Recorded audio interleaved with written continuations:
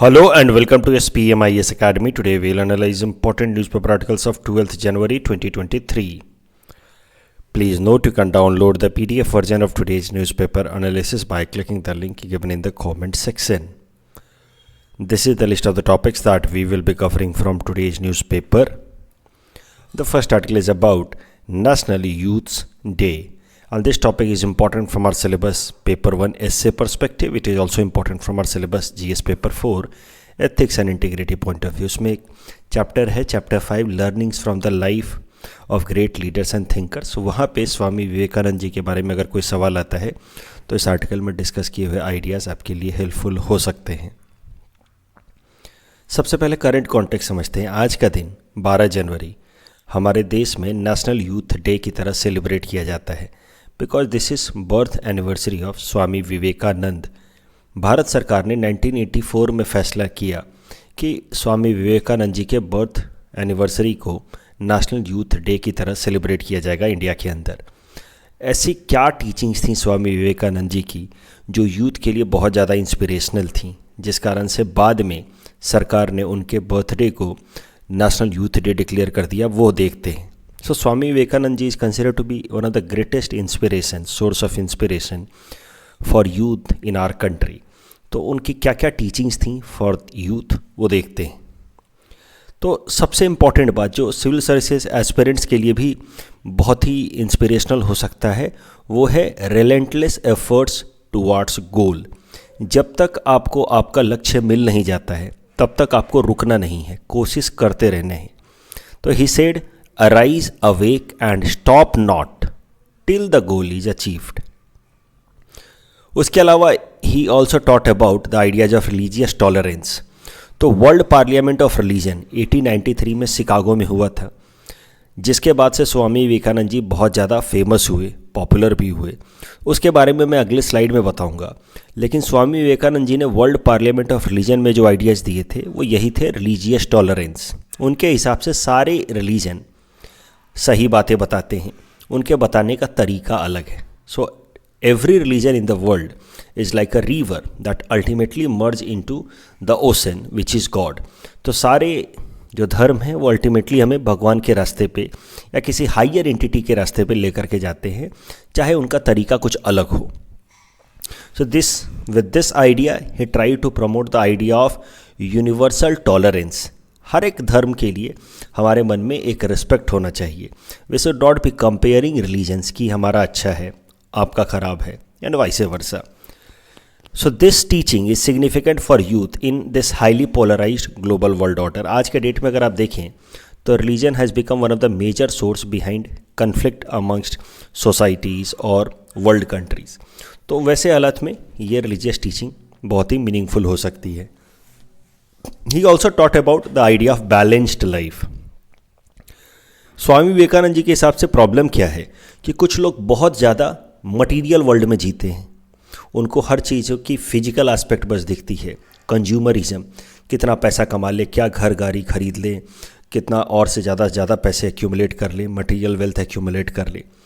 ये भी ख़राब है क्योंकि इंसानों के जीवन के दो डायमेंशन होते हैं. एक तो मटेरियल डायमेंशन है ही, मटेरियल डायमेंशन जैसे हमारा फिजिकल डायमेंशन, हमारे शरीर का डायमेंशन, जिसको रिलैक्सेशन या सेटिस्फैक्शन मिलता है थ्रू मटेरियल नीड्स, अच्छा खाना खा करके, अच्छे कपड़े पहन करके, ये एक एस्पेक्ट तो हैं ही. लेकिन सिर्फ इसी एस्पेक्ट तक अपने सोच को या अपने जीवन को लिमिट करना would be limiting our overall potential because humans have apart from physical dimension one other dimension in their life also, that is intellectual dimension. हम सोच सकते हैं और इंटेलेक्चुअल डायमेंशन को फुलफ़िल करने के लिए, उस इंटेलेक्चुअल डायमेंशन के पोटेंशियल को रियलाइज़ करने के लिए हमारे अंदर स्पिरिचुअल क्वेस्ट भी होना चाहिए. हमें ये भी सोचना चाहिए कि what is purpose of our life, what do you we want in our life and how to attain the path that we actually want in our life. तो अगर आपको ये बैलेंस्ड लाइफ के बारे में समझना है कि what actually Swami Vivekananda ji meant by this, तो आपको अंतर समझना होगा between pleasure and happiness. Pleasure आपको मिलता है, कोई अच्छा खाना खा लिया, टेस्टी खाना खा लिया तो प्लेजर मिलता है. लेकिन हैप्पीनेस मिलता है जब कोई आप अच्छी पोएट्री पढ़ते हैं, कोई बहुत ही मीनिंगफुल मूवी देखते हैं तो हैप्पीनेस मिलती है. Pleasure is known as satisfaction of body, happiness is known as satisfaction of soul, and a human being should have realization of both dimensions of their life, physical as well as intellectual dimension. He says कि many societies have emphasized only on physical dimensions. For example, European societies, they have emphasized only on physical dimension, and that is why they have been materially very rich. But the problem is spiritual development has been limited, and that has led to conflicts across the world. And that ultimately, you all know, culminated into 2 wars, World War I and World War II. वहीं वो Indian society को कहते हैं कि Indian society में we have emphasized a lot on spiritual aspect. तो over emphasis on spiritual aspect while neglecting the material aspect has made us backward, economically backward, and that is why we were materially defeated by the western powers. तो दोनों ही dimension पे हमें काम करना चाहिए. ऐसा नहीं है कि आप पूरी तरह से दुनिया को त्याग करके, मटेरियल डायमेंशन को त्याग करके और सिर्फ स्पिरिचुअल गोल पे फोकस करें, because that is just one dimension.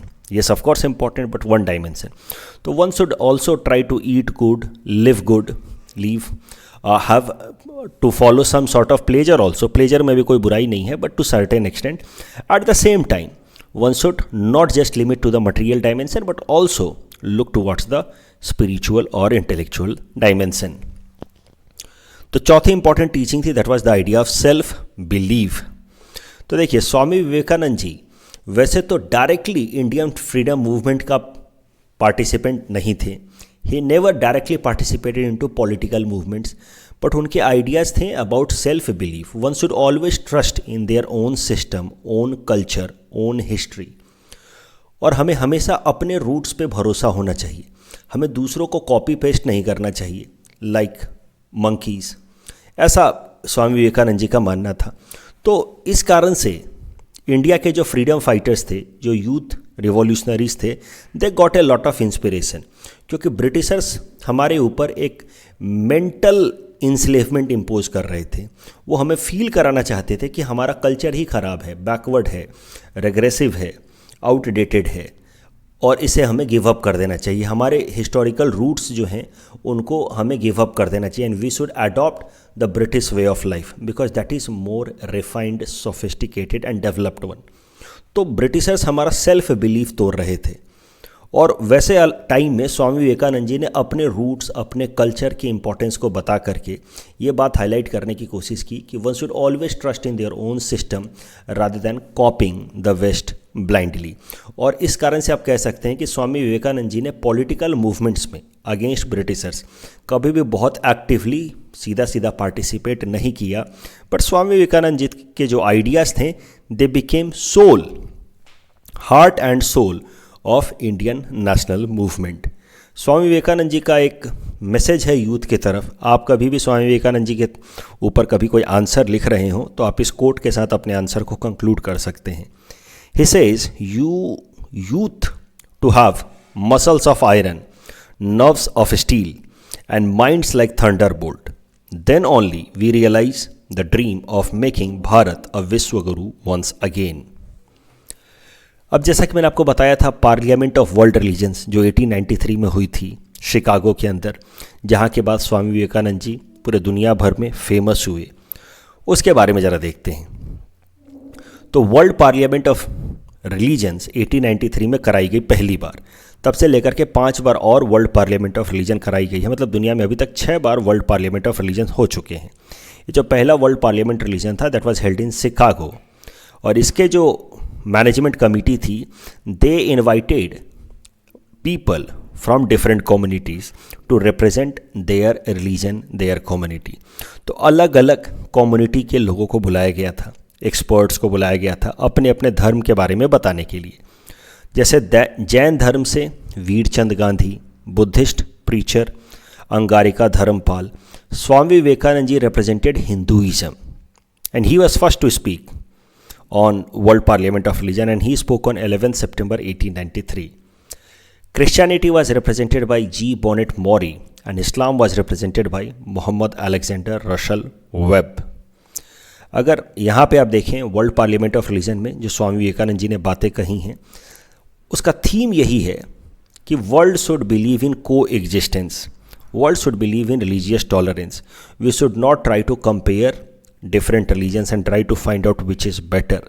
जो मैंने आपको कहा, स्वामी विवेकानंद जी का टीचिंग यही था टुवर्ड्स रिलीजियस टॉलरेंस कि each and every religion is like a river ultimately moving towards the same entity that is the highest super natural entity, जिसको अपने केस में उन्होंने कहा कि अगर रिलीजन नदियां हैं तो वो सुपर नेचुरल एंटिटी ओशन है। इस टॉपिक के बेसिस पे प्रीलिम्स प्रैक्टिस क्वेश्चन हमने आपको दे रखा है। Please attempt this question and you can submit the answer in the comment section. The next article is about scheme to promote RuPay and भीम। This topic is important from our syllabus GS paper 3 Indian economy point of view. सबसे पहले UPI समझते हैं, unified payment interface क्या है, उसकी मदद से हम भीम को समझेंगे कि भीम है क्या। तो देखिए, पहले अगर आपको एक बैंक अकाउंट से दूसरे बैंक अकाउंट में पैसा जमा करना होता था तो आपको पहले दोनों बैंक अकाउंट्स को लिंक करना होता था। लिंक करने में 8 से 10 घंटे का वक्त जाता था। फिर आप अकाउंट ट्रांसफ़र करते थे through different process like NEFT या आरटीजीएस। तो पैसा ट्रांसफ़र करने का जो प्रोसेस था वो काफ़ी टाइम टेकिंग था, अगर एक अकाउंट से दूसरे अकाउंट में आपको सीधा सीधा पैसा ट्रांसफ़र करना है तो। फिर लॉन्च किया गया 2016 में UPI system. This UPI was launched by national payment corporation of India. ये national payment corporation of India RBI द्वारा बनाई गई एक कंपनी है। आरबीआई और इंडियन बैंक एसोसिएशंस ने national payment corporation of India को बनाया था 2007 में under payment and settlement system act, जिसका मेन पर्पस था हमारे देश के अंदर डिजिटल पेमेंट को प्रमोट करना। तो मैं फिर से समराइज़ करता हूँ। पहले हमारे देश में बैंक अकाउंट से पैसा ट्रांसफ़र करना एक काफ़ी कम्बरसम या कॉम्प्लेक्स प्रोसेस था। उसको सिंप्लीफाई करने का स्टेप लिया एनपीसीआई ने। एनपीसीआई आरबीआई और इंडियन बैंक्स एसोसिएशन की बनाई गई कंपनी है जिसका काम है डिजिटल पेमेंट को प्रमोट करना। एनपीसीआई को बनाया गया 2007 में। एनपीसीआई ने 2016 में एक सिस्टम लेकर के आए जिसका नाम था यूपीआई, यूनिफाइड पेमेंट इंटरफेस।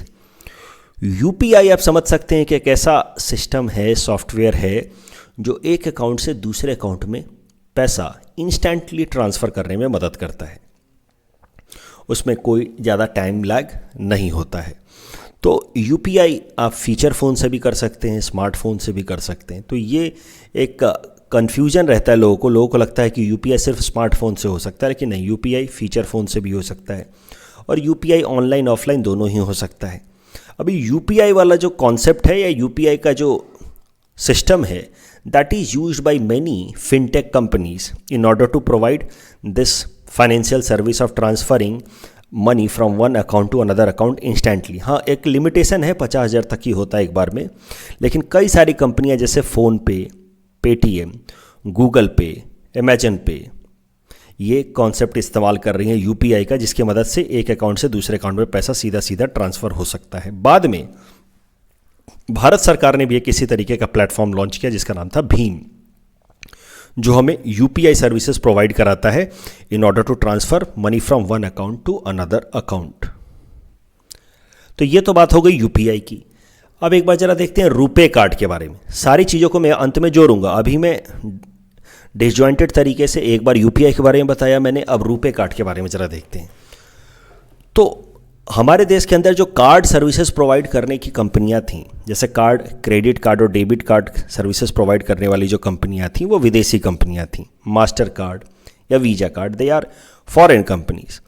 तो इनके ऊपर ओवर डिपेंडेंट होना हमारे कहीं ना कहीं फाइनेंशियल इंडिपेंडेंस एंड सेफ्टी के लिए डिफ़िकल्ट हो सकता था, डेंजरस हो सकता था ओवर डिपेंडेंट मास्टर कार्ड या वीजा पे होना। तो इस कारण से फिर एनपीसीआई ने लॉन्च किया रुपे कार्ड।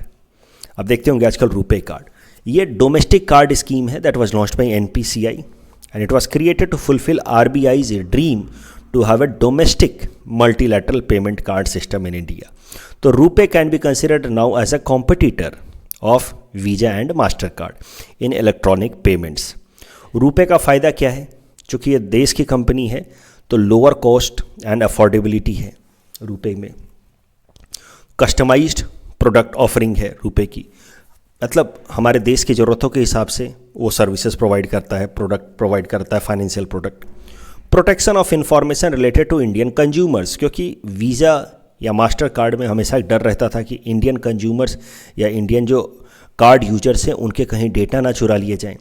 इंटर ऑपरेबिलिटी, चूँकि एनपीसीआई ने ही सारे एटीएम्स को हमारे देश के अंदर उनको इंटरकनेक्ट किया है, एनपीसीआई की मदद से ही यूपीआई लॉन्च हुआ है, एनपीसीआई की मदद से ही रुपे लॉन्च हुआ है। तो ये जितने भी प्रोडक्ट्स हैं डिजिटल सर्विसेज प्रोवाइड करने वाले, सब एनपीसीआई की तरफ से आए हैं।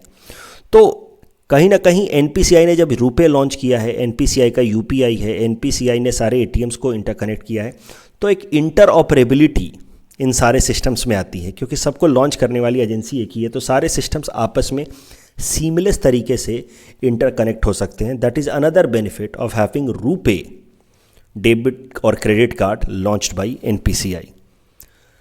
तो बात हुई कि एनपीसीआई डिजिटल पेमेंट को प्रमोट करने वाली कंपनी ने यूपीआई भी लॉन्च किया, सीधा अकाउंट ट्रांसफ़र मोबाइल के थ्रू करने के लिए, और RuPay credit card and debit card भी लॉन्च किया।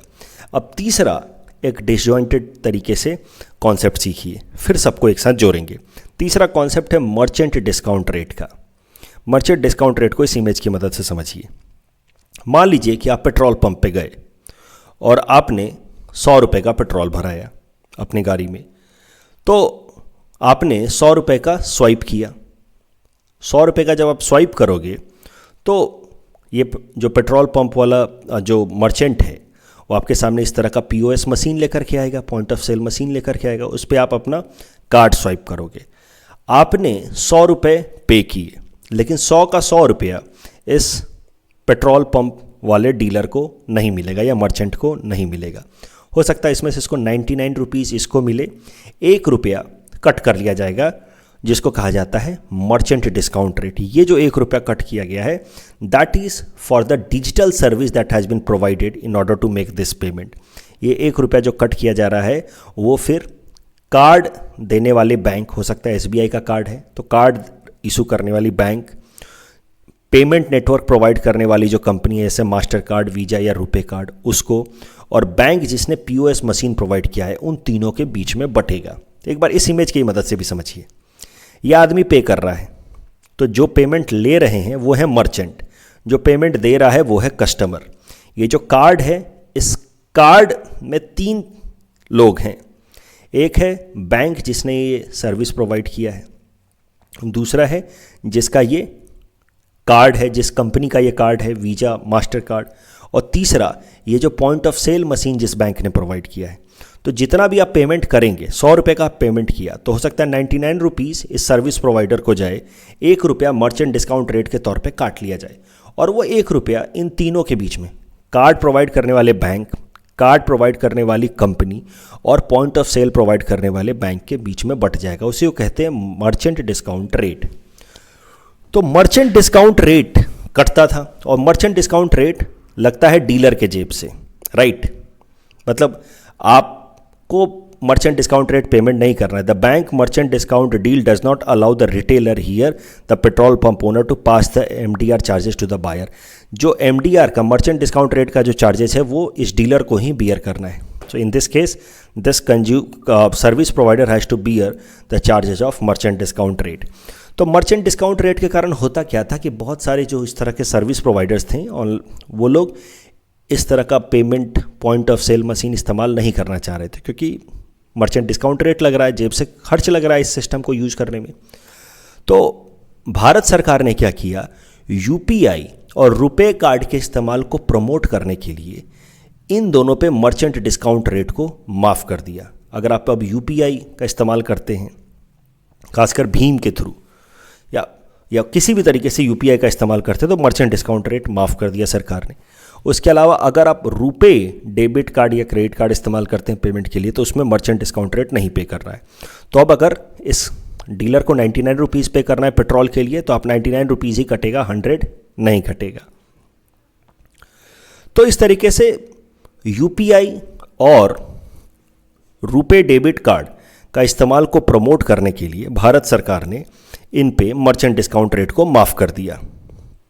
ये प्रोविज़न लाया गया था फ्रॉम 1 जनवरी 2020 इटसेल्फ। लेकिन अब मर्चेंट डिस्काउंट रेट को माफ़ कर देने से ये जो बैंक्स जो ये सर्विस प्रोवाइड कर रहे थे, उनको तो नुकसान हो रहा था। ये बैंक जो ये कार्ड सर्विस प्रोवाइड कर रहे हैं या बैंक जो ये पॉइंट ऑफ सेल मशीन्स का सर्विस प्रोवाइड कर रहे हैं, they were having loss. So abolition of MDR on UPI and RuPay was leading to loss of revenue for the banks. और इस कारण से एक करंट डेवलपमेंट लिया है सरकार ने।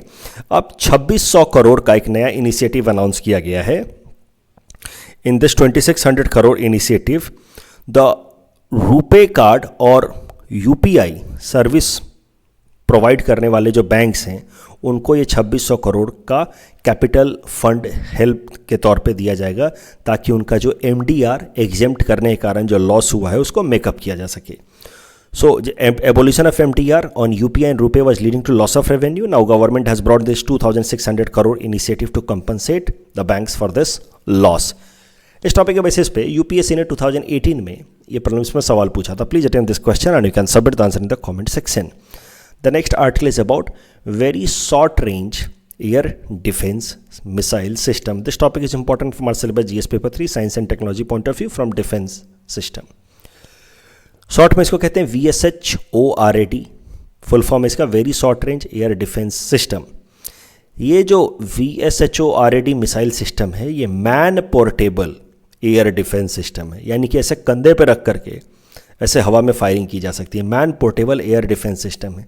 एयर डिफेंस सिस्टम इसको इसलिए कह रहे हैं क्योंकि सामने से आने वाला जो एयर थ्रेट है, इस तरीके के जो एरियल थ्रेट्स हैं उसको ये डिस्ट्रॉय कर सकता है। VSHORAD missile system, man portable air defence system, it can kill low altitude aerial threats in short range. इसको डेवलप किया है DRDO ने। इसकी हिट करने की रेंज है 8 किलोमीटर की, और ये जिस ऑल्टीट्यूड तक हिट कर सकता है वो है 4.5 किलोमीटर। आपको याद होगा, नॉर्मली आपको ये सब डेटा देख करके लगता है कि ये सिर्फ प्रीलिम्स में काम आएगा, लेकिन मेंस में यूपीएससी ने ऐसे स्पेसिफिकेशंस पूछे हैं मिसाइल्स के। 2021 के मेंस में उन्होंने पूछा है। तो इस तरह के जो मिसाइल्स हैं उनके स्पेसिफिकेशंस आजकल कभी कभार मेंस में भी पूछ लिए जाते हैं साइंस एंड टेक वाले सेगमेंट में। तो ये सब छोटी छोटी चीज़ें याद रखिएगा, मेंस के टाइम में फिर इसको रिवाइज करेंगे। ये जो मिसाइल डिफेंस सिस्टम है it is best for mountain warfare. तो माउंटेन साइड में तो आप बड़े बड़े मिसाइल्स या ऐसे इक्विपमेंट्स तो लेकर के जा नहीं सकते, तो माउंटेन वॉरफेयर में काफ़ी हेल्पफुल होता है because they can be easily moved in rugged terrain. और चाइना के साथ किसी भी फ्यूचर कन्फ्लिक्ट को ध्यान में रखते हुए इंडियन आर्मी के लिए अब भारत सरकार ने ये मिसाइल सिस्टम को प्रोक्योर करना शुरू किया है फ्रॉम DRDO, क्योंकि चाइना के साथ अगर कोई कन्फ्लिक्ट होता है तो वो माउंटेनियस कन्फ्लिक्ट में ये very short range air defence system could be very handy. इस टॉपिक के बेसिस पे प्रीलिम्स प्रैक्टिस क्वेश्चन हमने आपको दे रखा है। Please attempt this question and you can submit the answer in the comment section. The next article is about notum system failure. ये topic mains में तो नहीं आ सकता है, मुझे ऐसा नहीं लगता कि मेंस में इसमें सीधा सीधा आना चाहिए, लेकिन हो सकता है प्रीलिम्स में आपसे पूछ लिया जाए। तो प्रीलिम्स पर्सपेक्टिव से मेरे हिसाब से इंपॉर्टेंट है। क्या है notice to air missions, short में इसको कहते हैं नोटम सिस्टम। इसको समझने से पहले थोड़ा करंट कंटेक्स्ट देखिए। हाल फिलहाल में 2 दिनों पहले अमेरिका के अंदर ट्यूसडे और वेंसडे को हजारों फ्लाइटें कैंसिल हुई, हजारों फ्लाइटें, कई सारे लोगों को नुकसान हुआ। और these flights were cancelled due to a technical glitch. और अमेरिका की फेडरल एविएशन एडमिनिस्ट्रेशन, जैसे हमारे यहाँ पे सिविल एविएशन एडमिनिस्ट्रेशन है, वैसे ही अमेरिका की फेडरल एविएशन एडमिनिस्ट्रेशन के हिसाब से ये जो फ्लाइट्स कैंसिल हुई हैं इसके पीछे कारण है failure of NOTAM system, notice to air mission system का फेल हो जाना। That was the reason behind cancellation of so many flights. तो जैसे हमारे यहाँ पे DCGA है, Directorate General of Civil Aviation, वैसे ही वहाँ की फेडरल एविएशन एडमिनिस्ट्रेशन है, और उनके हिसाब से नोटम सिस्टम फेल हो गया जिस कारण से इतनी सारी फ्लाइट्स कैंसिल हुई। तो क्या है नोटम सिस्टम, ये इंपॉर्टेंट हो जाता है, PT में आपसे पूछ सकता है। तो ये नोटम सिस्टम है, आपने कभी फिल्मों में भी देखा होगा कि पायलट्स बैठे रहते हैं और वो फिर ग्राउंड कंट्रोलर से इन्फॉर्मेशन लेते रहते हैं कि हाँ ट्रैक खाली है, आप लैंड कर सकते हैं आप। तो ये सब जो इन्फॉर्मेशन फ्लो होता रहता है, इसी को जिस प्लेटफॉर्म पे फ्लो होता है उसको कहते हैं NOTAM system, notice to air mission. तो ये जो नोटिस टू एयर मिशन है that helps these flights to prevent any kind of danger और accidents like flights getting collision with bird flocks, तो चिड़ियों के झुंड से ना टकरा जाएं या कहीं गलत जगह पे लैंड ना कर जाएं। उन सब चीज़ों से प्रिवेंट करने के लिए ये नोटिस टू एयर मिशन काफ़ी हेल्पफुल होता है। ध्यान दीजिएगा, नोटिस टू एयर मिशन और एयर ट्रैफिक कंट्रोल सिस्टम में अंतर है। हो सकता है प्रीलिम्स में इन्हीं दोनों पे कंफ्यूज करके आपसे सवाल बना दे।